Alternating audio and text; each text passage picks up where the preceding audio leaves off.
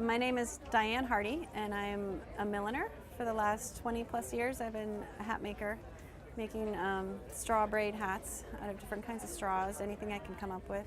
I saw hats made with braid in a store in Denver. I had moved to Denver by then, and I kind of just did some research after I saw the hats, and I was like, how did they make these? Because I had already been making hats, and I was really frustrated with the limitations of fabric, so I did some research. I picked up the braid from a millinery supply house and couldn't figure out how to make anything with it.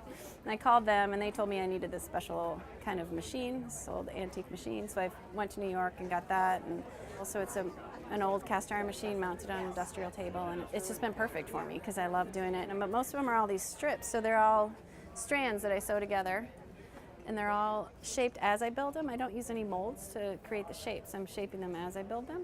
So then that makes each one turn out a little differently. Even when I do try to duplicate something that's not exactly the same, the height of the crown or the shape of the crown or the angle of the brim all vary just slightly because it's all hand-shaped.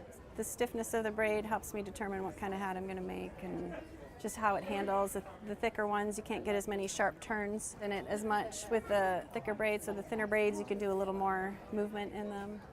And the stiffer ones are better for the wide brims, and they all kind of lend themselves to certain styles too. This is the center.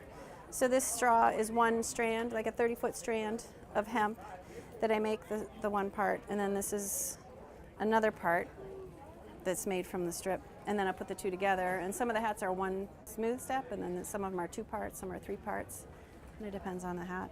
And then this finishing is done afterwards, just different each time.